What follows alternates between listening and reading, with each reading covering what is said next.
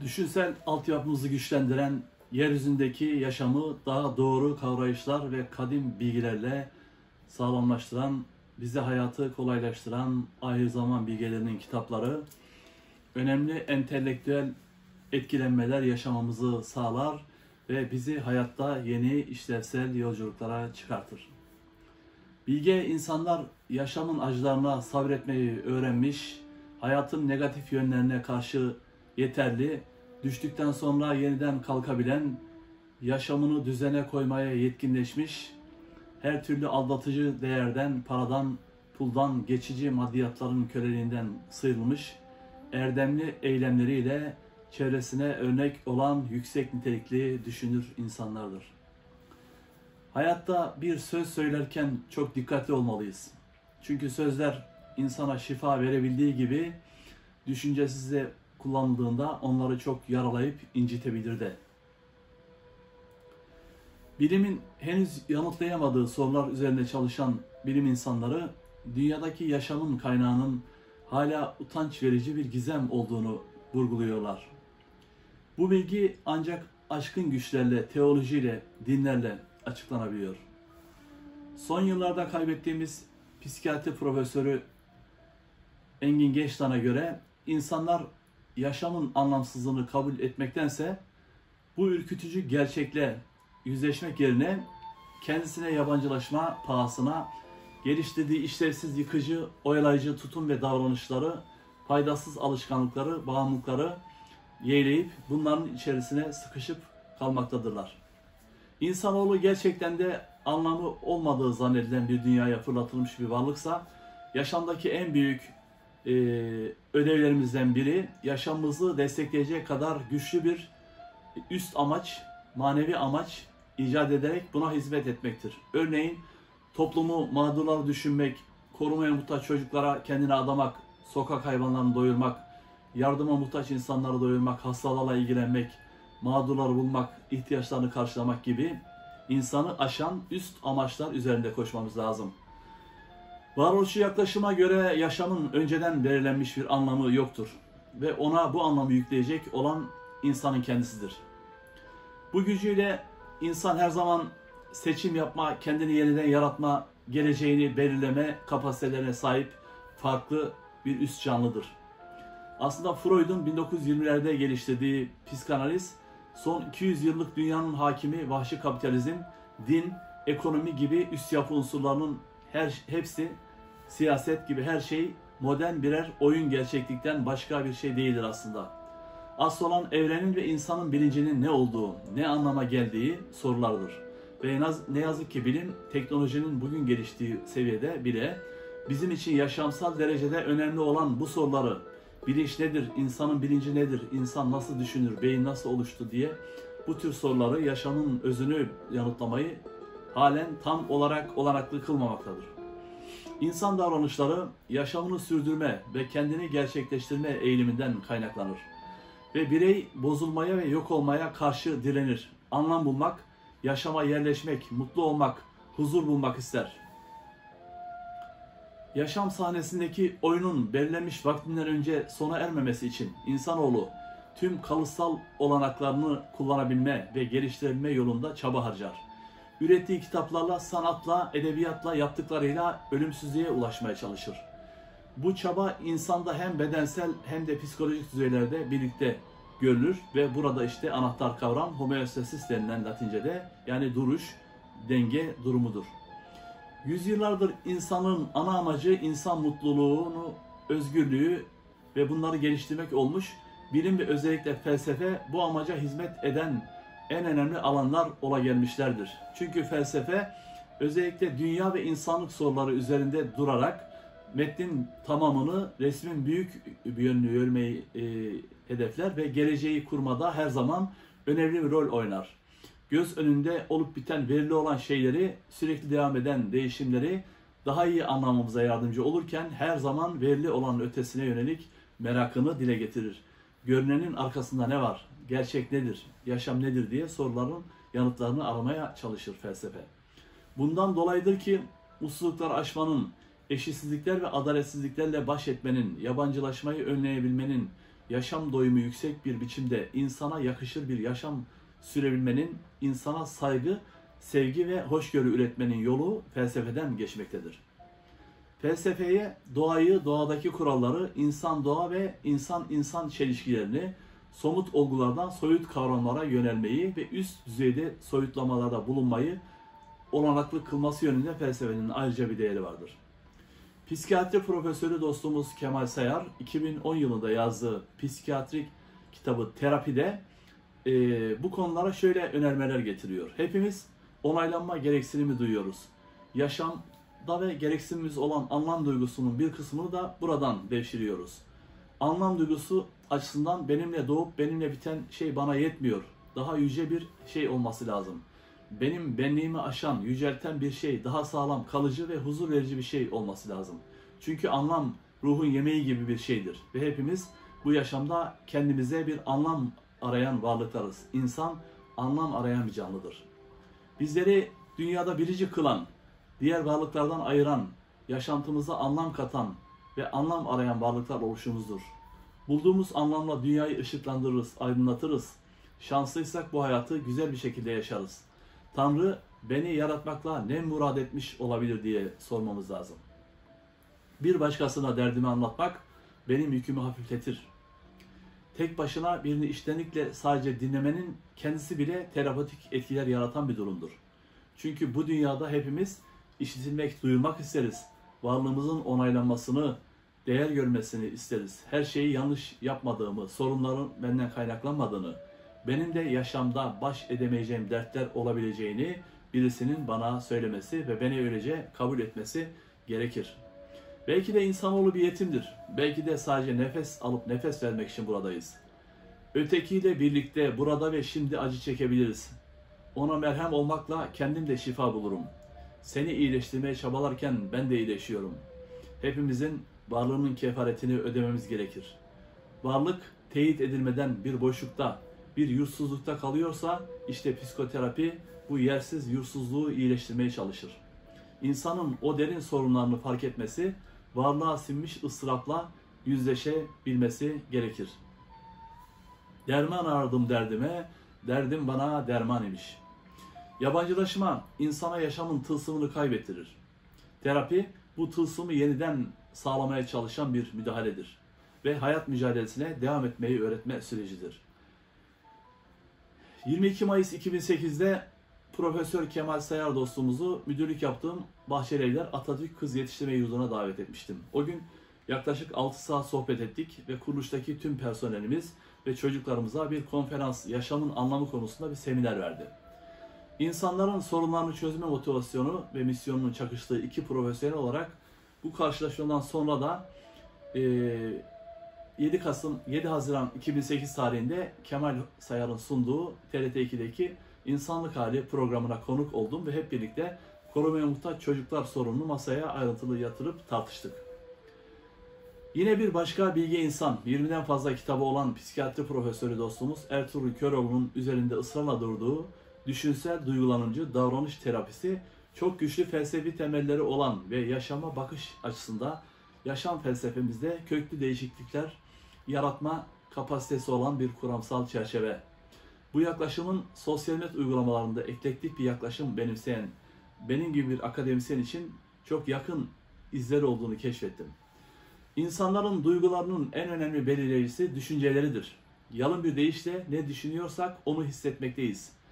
Düşüncelerimizle yaşıyoruz, düşüncelerimiz duyguya, onlar davranışlara dönüşüyorlar. Ne olup bitiyorsa bu bizim düşünce dünyamızda olup bitmektedir aslında.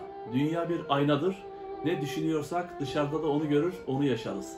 Çok şikayet eden insanlar aslında kendilerinden şikayet ediyorlardır. Pasifiklerinden, bir şeyleri değiştirememekten, kendi bulundukları durumdan şikayet ediyorlar. Ve bunu dışarıya, diğer insanlara yansıtıyorlar. Bu yaklaşımda esasında ruhsal sıkıntılarımızın başlıca belirleyicisi de işlevsel olmayan çarpık, yanlış düşünce biçimlerimizdir. Ve yaşadığımız sıkıntıyla başa çıkmanın başlıca yolu da bu işlevsiz düşünce biçimimizi değiştirmek, bunun üzerine zihinsel egzersizler yapmak, farkındalıkla bunlara odaklanmaktan geçmektedir. Herkesin yaşam yükü zannettiğinizden ağırdır. Acılar, olumsuzluklar ve engeller vardır. belimizi büken taşıdığımız yük değil, onu nasıl taşıdığımızdır. İnsanlara rahatsızlık veren olayların kendisi değil, bu olaylara bakış açılarıdır. Her insan teki kendilerini ve diğerlerini koşulsuz olarak kabul etmek durumundadır. Yaşam gerçeği, bulunduğu durum, genetik yapısı, biyolojik durumu bunu emretmektedir. Duygularımız büyük ölçüde iç seslerimizden, bizim kendimizle sürekli konuşmamızdan, ne söyleyip ne telkin ettiğimizden kaynaklanmaktadır. Doğru iletişim dili kullanarak suçlayıcı olmaktan uzaklaşıp sorumluluk alarak beni kızdırdın demek yerine senin hakkındaki düşüncelerim bende kızgınlık uyandırıyor dememiz lazım. Sen bu konuda hatalısın demek yerine ben senin bu konuda hatalı olduğunu düşünüyorum demek gerekir. Ne yapalım, ben de böyleyim çünkü çocukluğumda çok kötü örselenmişim demek yerine böyleyim çünkü çocukluk dönemindeki örselenmişliklerimi kendi kendime yineleyip duruyorum diyebiliriz aslında. Bizde olumsuz duygular yaratan yerleşik düşüncelerimizi sorgulayarak bunları daha çözüm odaklı bir yönde değiştirirsek sağlıklı duygulardan oluşan bir repertuar elde edebiliriz ve sağlıksız, patolojik yaşadığımız duyguları ortadan kaldırarak yaşamın sorumluluğunu alarak daha huzurlu, mutlu ve kendimize yardımcı olduğumuz yolculuklara çıkabiliriz. Yaşantımız varoluşumuzun, yaşam yolculuğumuzun kendisidir ve seçimlerimizle oluşturduğumuz yazgımızın da ta kendisidir. Genellikle insanlar sürekli olarak kendi kendilerini düşünsel olarak zehirleyerek ruhsal rahatsızlıklarının sürmesini sağlamaktadırlar, farkında bile olmadan. Akılcı olmayan düşüncelere bağlanıp kalmak, ruhsal rahatsızlıkların baş nedenidir. Huzurlu bir yaşam için insanların kendilerini koşulsuz kabul etmeleri ve yaşamın bir oyun gerçeklik olduğunu, fazla ciddiye alınmaması gereken bir oyun olduğunu her zaman fark etmeleri gerekir. Esasında hayat, içinden sağ çıkamayacağımız keyifli bir oyundur. Bakış açımızı değiştirdiğimizde gördüklerimiz de değişecektir. Sabah erkenden kalktığımızda Allah kahretsin bugün de yine erkenden işe gidiyorum da diyebilip mutlu olabiliriz, mutsuz olabiliriz. Ya da ne kadar güzel bir güne uyandım, halen nefes alıyorum, çalışmak için, huzur bulmak için mutlu bir günde deyip o günümüzü mutlu bir süreç haline de getirebiliriz. Seçim tamamen kendi elimizde.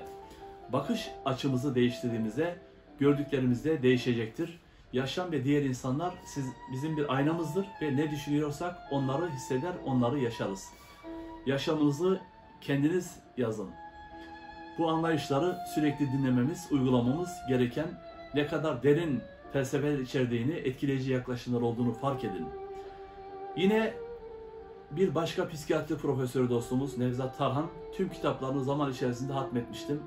Ruh sağlığını korumanın yolunu insanın kendisiyle ve çevresiyle barışık olmasından geçtiğini ve kendimizle barışmanın, duygularımızı denetim altına almaya başarmak ve hayatımızın amaçları doğrultusunda yönlendirilmek anlamına geldiğini, bütün bunlar için duygularımızın farkında olarak eğitmemiz gerektiğini, onlar üzerinde zihinsel egzersiz yapmamız gerektiğini ve bunun da bizim elimizde olduğunu söylüyordu Nevzat Hoca.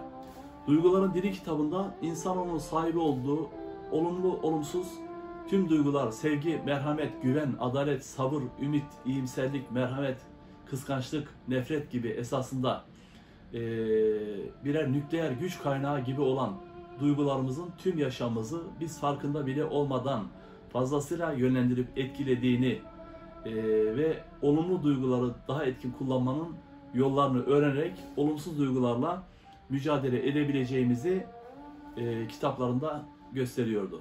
Akılla duyguyu birleştiren ön beynimiz bilgileri işleme sürecini gerçekleştirir ve sağ ve sol beynimizin iki lobu arasında koordinasyon sağlayabilen kişiler, empati duygusu yüksek insanlar akıl ve duygu dengesini koruyarak doğru şekilde doyumlu yaşayabilen insanlar haline gelirler. Kendimizle barışık olduğumuz zaman tıbbın ve psikoloji biliminin verileriyle içsel yaşantılarımızla ve çevremizle uyum içinde bir yaşama kavuşabileceğimizin ipuçlarını öğrenir. Cesaret, sadakat, affetme, paylaşma, cömertlik, alçak gönüllülük, öz eleştiri, adalet gibi kavramların ne anlama geldiğini gerçek anlamda ancak o zaman fark edebiliriz. İnsanın sahip olduğu değerleri bir banka hesabına benzetirsek iyi yatırımlar yapan kişinin hesabı ona kar getirecek. Bazen ne kadar kar ettiği hemen anlaşılmasa da daha sonraki aşamalarda faydasını görebileceğimiz birikimler olacaktır. Hayatta aslında güzel şeyler biriktirir, kendimizi biriktiririz ya da varlığımızı, sahip olduğumuz şeyleri ya da kendimizi harcayarak yaşarız. Tercih meselesi. Doğaya ya da ailesine yatırım yapan kişiler bu yatırımların kendisine geri döneceğini bilirler. Toplumu oluşturan değerleri gölgeleyerek toplumları değiştiren bütün kötülükler ağaçlarda saklı kurtlar gibi olup, nasıl ki kurtlar ağacı içten içe kemirerek devirirse, sosyal yozlaşma, anomi, kuralsızlık, değerlerin yok olması, adaletsizlik gibi şeyler de içten içe toplumu kemirerek içten içe çürütür ve dejenere eder. Bundan dolayı toplumun manevi dinamikleri olan değerlerin hayatımıza yeniden hakim olması için hepimizin birer adım atmamız ve değer eğitiminin insandan başlayarak okullarda özellikle verilerek topluma yayılması gerekir. Güzel İnsan Modeli kitabında Nevzat Tarhan hocamız bunları söylüyordu. Duygusal zeka becerilerine çok önem veren Nevzat Hoca, kendini tanıma, farkındalık, iletişim becerileri, motivasyon, sabırlı olmak, uzlaşmacılık gibi unsurları iyi ve doğru kullanarak kişinin kendisiyle ve çevresiyle doğru iletişime geçerek yaşam kalitesini, huzurunu, mutluluğunu artırabileceğini vurguluyordu. Pozitif psikolojinin sunduğu düşünce becerilerine sahip insanların ancak yaşadıkları krizleri ustalıkla yönetebileceklerini, bazen de avantaja çevirebileceklerini vurguluyordu. Şubat 2014'te yaklaşık 11 yıl önce Nevzat Hoca beni Üsküdar Üniversitesi Sosyal Med bölümü kadrosuna davet etti. Kendisiyle birkaç kez bu varoluş konularıyla ilgili derin sohbet etme olanakları bulduk. İstanbul Üniversitesi Sağlık Bilimleri Fakültesi'nde çalışıyordum o tarihlerde. Oradaki görevimi bırakıp istifa ederek eğitim alanında kısa sürede çok başarılı olacağına inandığım, henüz 2011'lerde kurulmuş Üsküdar Üniversitesi Sosyal Med bölümüne geçtim. Tam donanımlı akıllı tahtaları, eğitim ortamının son derece araç gereç açısından yüksek potansiyelde olması nedeniyle son derece zevkli, keyifli, dolu dolu 5 yıl geçirdim Üsküdar Üniversitesi'nde. Orada binlerce öğrenci yetiştirdik. Halen birçoğuyla iletişim sürüyor. Şubat 2019'da Bahçeşehir'deki evime uzak olduğu için burada 5 yıl süreyle bayağı yorgunluk yarattığından dolayı ayrıldım ve İstanbul Gelişim Üniversitesi Sosyal Med bölümüne geçtim. Burada da 7. yılıma Şubat 2025'li tarihlerde girmiş bulunmaktayım. Yine kitaplarıyla bir tesadüf eseri tanıştım. 3 kitabının da adeta psikiyatriste gitmeden terapi uygulamamı sağlayan psikiyatrist Mustafa Ulusoy'un dediği gibi, insanın en temel acısı değersizliktir. Bütün insanlar acı çekmeye karşı bir isyan duyuyor. Yaratıcı insana neden acı veriyor ve neden acı çekmesine izin veriyor, seyirci kalıyor. Oysa bir bilince sahip olmanın karşılığıdır, akla sahip olmanın karşılığıdır acı. Acı ve insan sahip olduğu bilinciyle tüm evreni algıladığında bu yolla sonsuz acı çekebilir.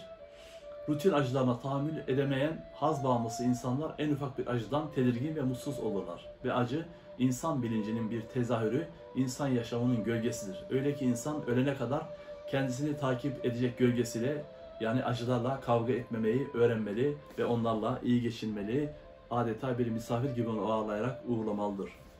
Modern dünyanın dipsiz kuyu gibi kentlerinde birçok insan tüm yaşamını endişelenmeyle, kaygılarla geçiriyor. Bu boş ve işlevsiz bir düşüncedir. Yıldızlar görmek isteyen insan içindeki geceye razı olmalıdır.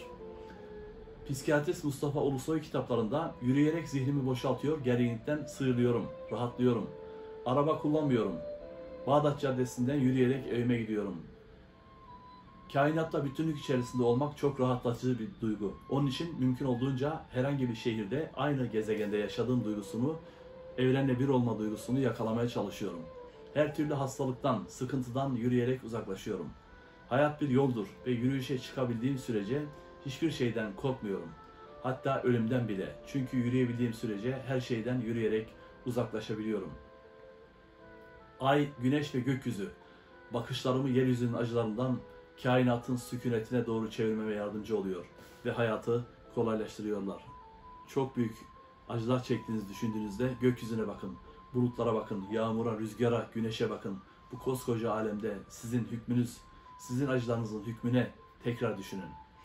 Benliğinin sınırlarını fark edip insanı hallerinle yüzleşerek günlük hayatın takıntılarından sıyrılmama bunlar yardımcı oluyorlar. Doğrusu insan sürekli endişeli biçimde düşünüp davranarak bilinç düzeyinde ve bilinç altında endişenin yararlı olduğu duygusunu varsayarak başka bir deyişle endişelenerek gelecekteki hoş olmayan durumlardan kurtulacağını ve onlara engel olabileceğini zannediyor ve çok kötü yanılıyor. Ne yazık ki bu bir kaos durumudur. Endişe, kaygı, hoş olmayan, geçmiş deneyimlere dayanan olumsuz şartlanmalardan ve kendi ayağımıza dolanmaktan başka bir şey değildir aslında. Bunun için kendimize olan konuşmamızda, iç sesimizde pozitif bir iletişimi tercih etmek, yapabilirim, yapacağım, bunları atlatacağım biçimde kendimizi güçlendirebiliriz. Doğrusu yaşadığımız sıkıntıların ve aşamadığımız aşmazların, çıkmazların büyük bölümü o pek beğendiğimiz aklımızın bir sonucudur. Ve bundan kurtulabilmek için farklı bakış açıları öğrenmeliyiz. Çünkü bugünkü aklımıza şimdiye kadar yaşadığımız acılar ve edindiğimiz tecrübelere ulaştık. Bugünkü aklımıza bunlardan geldik. Her sıkıntı önceden yapılan bir hatanın sonucu ve yeni bir çözümün, yeni yaşantıların da esasında başlangıcıdır. Esasında acı dediğimiz şeyler ruhsal açıdan tekamül etmemizi, evrimleşmemizi sağlayan sert enerji şoklamalarından başka bir şey değildir. Acılar ve üzüntü durumları olmasa insanın üst bilinç hallerine geçmesi imkansız olurdu. Üst versiyonlarımıza çıkamazdık. Çünkü ilk 3 bilinç düzeyinde acı adını verdiğimiz duygular daha üst bilinç seviyelerine geçtiğimizde etkisini kaybeder. 5. ve 6. düzeyde bu seviyeden itibaren artık acı sadece olması gereken rutin olaylar haline alır. Ve her insanın bu acıları çektiğini açıklıkla fark ederiz. Yaptığımız en büyük hata bize acı çektirdiğini düşündüğümüz insanlara, olaylara ve mekanlara karşı öfke ve nefret biriktirmektir. Oysa onların büyük bölümü kader programımıza yazılı olan ve adına acı verdiğimiz bu olaylara aracılık eden aktörlerdir. Acı gibi görünen bu olaylar da aslında neyi öğrenmemiz gerektiğini, neyi bulmamız gerektiğini bize yol gösteren ruhsal trafik işaretleri gibidir, uyarılardır. İnsanoğlunun aklı tam olarak ermez. Bize göre neyin iyi olduğunu, neyin kötü olduğunu, uzun vadede neyin nasıl sonuç vereceğini tam olarak bilemeyiz. Tersine bir kişi kötü olarak düşündüğü şeyleri, olayları uzun vadede evrimsel açıdan gelişme yönünde kullanabilir, kendisini geliştirebilir. Bunlara psikiyatride travma sonrası acı adını veriyoruz. Her hayırda bir şer, her şerde bir hayır vardır doğrusu. Bunu sıcağı sıcağına anlayabilecek bir algı düzeyinde değiliz. Çok hızlı, çok fazla sevilip çok hızlı, çok fazla üzülüyoruz. Bunu bırakmalıyız. Yaşamdaki en büyük büyü erken kalkmak ve emek vererek çalışmak, üretmek, disiplinli olmak, yüzlerce kitap okumak gibi şeylerdir. Doğanın ve yaşamın temel kuralları bunlardır. Çalışmadan, hak etmeden çabasız bir ödül vermez doğa. Yeryüzünün özeti budur. Bizim kusursuz ve mutlak bir idrak halinde olmamız istenseydi o zaman bedenlenmezdik insan gibi. Üst boyutta bir nur ışık olarak yaratılırdık. İrlandalı Nobel ödüllü yazar Samuel Beckett'in 1969 yılında yayınladığı Godot'u Beklerken adlı eserindeki kişiler Estragon ve Vladimir ödün vermez akılcı kişiler olarak insanlığın çekmek zorunda kaldığı acıların bilincinde kendilerini belirsiz bir süreçte anlamsız yaşamda kimin mahkum ettiğini sorgularlar. Aslında hepimiz çekip gitmek istiyoruz ama nereye gideceğiz? Hepimiz bir şeyler bekliyoruz ama bizi neyin beklediğini biliyor muyuz? İşte yaşamın gerçek soruları bunlardır arkadaşlar. Ünlü Fransız romancı André Malraux bir kitabında 10 yıllarca günah çıkartan insanların itiraflarını dinleyen ve insan doğası hakkında fikirler edinen bir rahibin iki cümleyle hayatını, anlayışını özetliyor. Birincisi, insanlar düşünüldüğünden çok daha mutsuzdurlar. Ve ikincisi, yetişkin insan diye bir şey yoktur. Bütün insanlar ölene kadar çocuktur. Bu adeta bir son ders niteliğinde bir manifesto gibiydi.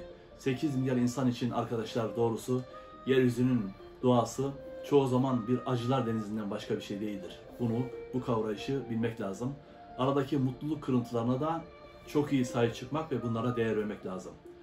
Yine Huzurlu Yaşama Sanatı adlı kitabıyla 2008 yılında tanıştığım psikiyatri profesörü Toksöz Karasu, yetişkinliğe ve gerekli olgunluğa ulaşamamış insanların ruhlarını ve maneviyatlarını geliştiremeyeceklerini ve dolayısıyla mutsuzluğa kronik olarak daha yatkın olacaklarını söylüyordu. Oysa hepimizin şiddetle arzuladığımız mutluluk, kayıp çocukluk cennetimizde kendimizi her şeye kadir, her hakka sahip ve ölümsüz hissettiğimiz zamanlarla çoğunlukla bağlantılı bir duygudur.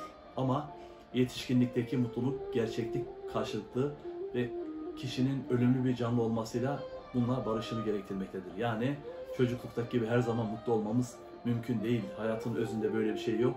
%70-80 çoğu zaman mutsuzluk, olumsuzluklar var hayatta. İnsanlar mutluluğu hiç olmadık yerlerde ararlar. Mal, mülk, para, iktidar elde ederler ve kimi zaman terapi hatta ilaçla bunları tedavi etme yollarına başvururlar.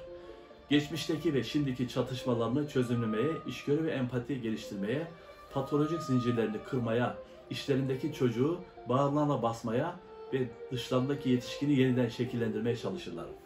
Kimileri dinde teselli bulmaya çalışır, evlenir, boşanır, aşk maceraları yaşar, kimileri alkol gibi teskin edicilerle bunları dener, yaptıkları işleri, yaşadıkları kentleri değiştirirler. Ancak bütün bunlar bir dereceye kadar kişiyi tatmin eder. Her bir değişiklikle birlikte o müphem mutsuzluğun ve huzursuzluğun geçici olarak azalır gibi olduğunu ama iç kemiren sancılı bir hoşnutsuzluğun her zaman geri döndüğünü, kendilerini takip ettiğini görürler. Bu insanları arasında terapistler, din adamları, devlet başkanları, düşünürler, çöpçüler, generaller, bütün insanlar vardır. Ve uğraşlarının kendilerini biraz olsun rahatlatmadığı gerçeği onları daha da derinden sarsar ve herkesin arzulamakta olduğu şey olağan ve geçici mutluluktan ziyade olağanüstü, kalıcı, keyif veren bir huzur olduğunu ancak o vakit anlarlar. Bir ruh halinin kapısını ancak hem ruhu hem de maneviyatı içeren birleşik bir bilgelik anahtarı açabilir. Ki bu anahtar insanları kendini sevmek, çalışmayı sevmek, kutsala inanmak, maneviyatı olmak, iyi bir insan olmaya çalışmak, mağdurlara, çevresine, topluma yardım etmektir. Bu büyük bir anlam verir her birimizin hayatına. Mutluluğun kolay ve kestirme yolları yoktur. Yalnızca ona doğru giden yavaş ve çetin yollar vardır. Ve şu anda bulunduğunuz nokta pozitif düşüncelere başlamak için en ideal yerdir. Öncelikle ertelemeyi, ötelemeyi bırakarak gündemimizdeki sorunlarımızı sahip olduğumuz kaynaklarla çözmeye odaklanmalı, kendimize tuzaklar kurmayı bırakmalı ve çözemediğimiz sorunları da problem olarak görmekten vazgeçip bunların yaşamın birer gerçekliği olduğunu görmemiz gerekir. Temel olarak yaşamda insanoğlunun sahip olduğu en büyük hazine akıl sağlığımızdır.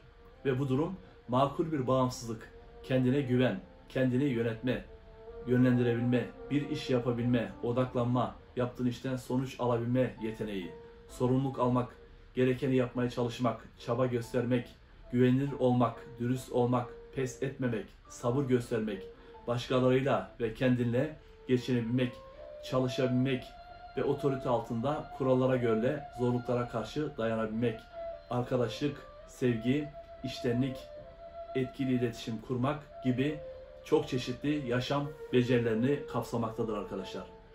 Böylesine yüksek bilinç hallerine ve farkındalıklara ulaşmak her birimizin yaşantılarına büyük bir zenginlik ve renk katacaktır. Çünkü insanın sürekli mutluluğu ve özgürlüğü bulabilmesinin tek yolu kendisine, insanlara ve tüm evrene yüksek bilinç düzeyinden bakabilmeyi başarmasından geçmektedir. Doğrusu sık sık mutsuzluk bataklığına saplamamızın gerçek nedeni düşük bilinç merkezlerinde dolaşmamız ve bizi köleleştiren bağımlılıklarımızdan bir türlü kurtulamayışımız, beynimizi gerektiği gibi kullanamayışımızdır. Çok kilolu bir insanın sürekli yemek yemesi, bunu bırakmaması, çok sıkıntılı bir insanın sürekli kendisini depresyona sokması, bunlardan şikayet etmesi, sürekli olumsuzluklardan bahsetmesi, kendini zehirlemesi, kötü bir iletişim dili, kötü bir iş sesle kendini sürekli olumsuzluğa mahkum etmesidir. Bu videomuzun içeriği her birimizin yaşamdaki çıkmazlarına bir çare ve tüm sıkıntılı insanlara, tüm insanlığa bir çağrı gibi yaklaşık 40-50 tane kitabın özeti olarak biraz uzun bir video çekmek zorunda kaldım arkadaşlar. Benim de son derece umutsuz ve düşünceli olduğum bir dönemde özellikle 30'lu yaşlarımdan sonra hayatıma giren yüzlerce kitap önermeleriyle, argümanlarıyla, paradigmalarıyla, öğretileriyle, diliyle terapatik etkiler yaratarak mucizevi biçimde pozitif etkiler yarattı ve bu bilgileri her zaman kullandım, çevreme yaydım, onlardan insanların yararlanmasını sağladım. Bir başka yazar Vesile Bolaş, tıp doktorluğundan öte aynı zamanda bir Ayurveda yani yaşam bilimi uzmanı olarak kitaplarıyla tesadüfen tanışmıştım fakat hepsini okudum. İnsanın mutsuzluğunun kaynağı sürekli mutlu olma düşüncesinden kaynaklanmaktadır. Yani sürekli mutlu olmaya çalışırsak mutsuz oluyoruz. Çünkü hayat sürekli mutlu olacağımız bir yer değil. Oysa mutsuzluğumuzla yüzleşirsek mutsuzluğumuz sona erecektir. Ne kadar kaçarsak o kadar bu gölgemiz bizi kovalar. Onu geçici misafir gibi güzel şekilde karşıla, nezaketle ağırla ve yolcu et ki gitsin. Arada bir kısa ziyaretlerle yine uğrasın, tekrar gitsin. Onunla boğuşmayın, didişmeyin, uğraşmayın. Gerçek şu ki mutsuzluk sona ermeden mutluluk yoktur. Gecenin karanlığı sona ermeden aydınlık yoktur. Mutsuzluğu yaratan düşüncelerin, koşullanmaların, yaşama ve kendine dair yanlış bilgi ve algılamaların, çarpık düşüncelerin, deneyimlerin, anılarından oluşan negatif geçmişin anıları ve kalıntılarıdır. Acı duyun ama acıyı taşımayın. Onun nereden kaynaklandığını keşfedin ve bırakın acınız gelişsin. İyice gelişip kendi varlığını sonlandırsın. Acılarınızı sonlanmasına izin verin. Geldikleri gibi çok fazla kalmadan bir misafir gibi çekip gideceklerdir. Acılarla, zorluklarla kavga etmek, misafirlerle kavga ederek kendini ve onları üzmek gibidir. Onları nezaketle, uygun biçimde ağırlayın. Acılarınızla yüzleşin. Saygılı misafirler gibi kısa sürede çekip gideceklerdir. Zihnimizi bir çöplüğe çevirip allak bullak ettiğimiz zaman enerji kaybına neden oluyoruz. Acıya kayıtsız kalın. Bu acıları kaybeden, yineleyen, suni insan yapımı deneyimlerimizi ve neredeyse zoraki acı üreten çabalarınızı ortadan kaldırın. Tüm dikkat ve farkındalık ortaya çıktığında zihin kayıt yapmaz, yinelemez, sorun üretmez. Sadece algılar, görür ve harekete geçer. Farkına vardığınız düşünceler sizi esir almazlar. Çünkü onların yıkıcılığını keşfedersiniz. Farkındalık sizi yaşamda tutar. Pişmanlıklarla dolu geçmişe gittiğinizde mutsuz olursunuz. Belirsiz olan geleceğe yöneldiğinizde kaygı yaratır. Gelecek belirsizdir. Bununla barışın. Çocukluğumuzdaki ilk anılarımızdan itibaren hatta çok daha önceden kırılmaya, incinmeye ve travma yaşamaya yatkın şekilde hayata geliriz. Kırıldıkça çok daha incinebilir hale geliriz. Çünkü zihnimiz eski kırgınlıkların izlerini silmemiştir. Tam tersine biriktirerek pekiştirmiştir. İlk çocukluk anılarımızdan başlayarak hatırlayabildiğimiz bütün incinmelerimizin bizde bıraktığı yaraları, izleri ve onların neden olduğu acıları iyileştirebilmeliyiz. Yaşam yolculuğumuzda büyüdükçe, incindikçe kırılganlaşır, çevremize duvar örer, kendimizi tutsak ederiz. Oysa huzurlu hissedilmek için o duvarların arkasındaki o saf, temiz, masum çocuğu yeniden keşfetmemiz ve onu mutlu etmemiz lazım. İçindeki çocuğu keşfet, bul ve onunla uğraşma, onu mutlu etmeye çalış.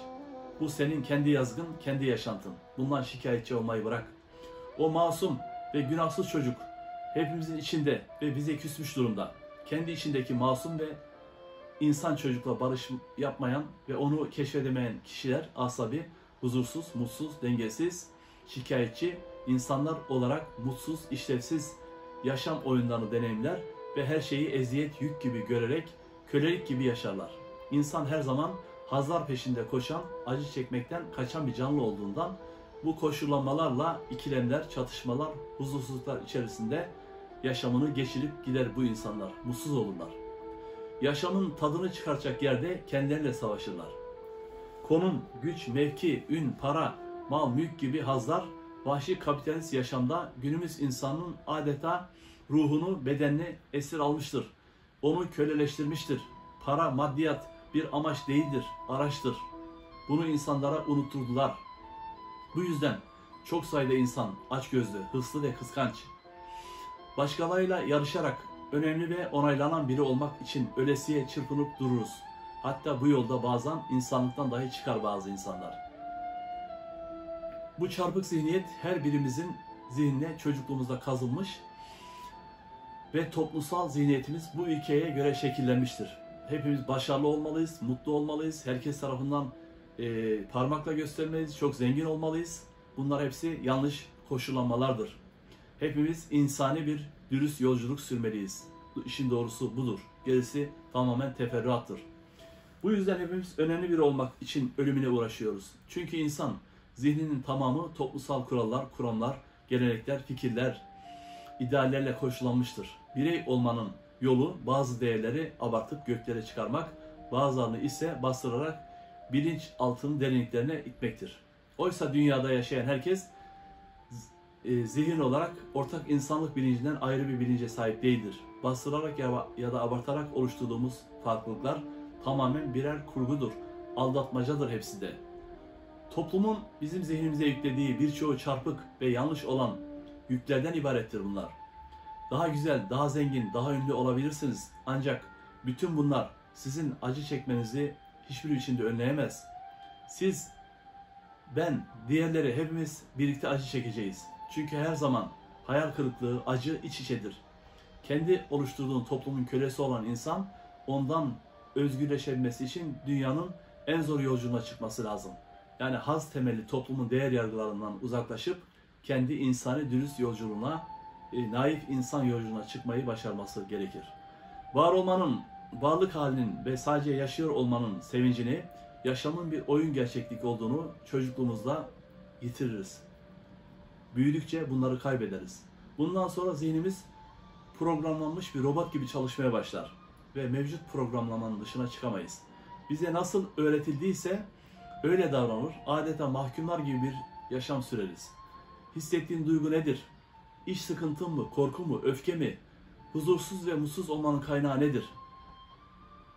Günlerin getirdiği ve yaşamın sana sunduğu şeyler seni mutlu etmiyor. Böyle mi düşünüyorsun? Şimdi tam olarak bütün bunları keşfetmenin zamanıdır. Huzursuzluğunun altında yatan nedenleri keşfet.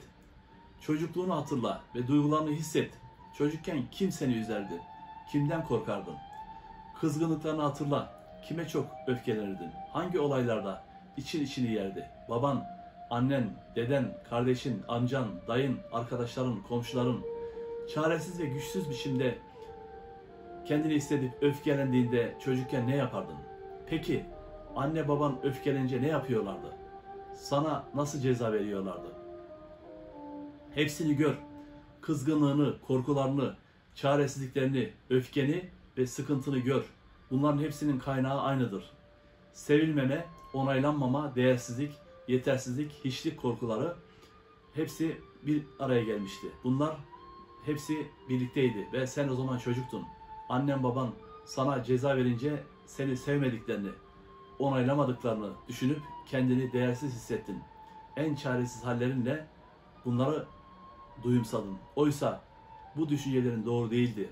Annen baban seni canlarından çok sevmelerine rağmen farkında bile olmadan kendi büyüklerinden öğrendikleri, onlardan aldıkları işe yaramayan iletişim biçimlerini, tutumları, davranışları, öfkeyi, yargıyı, eleştiriyi sana yansıttılar.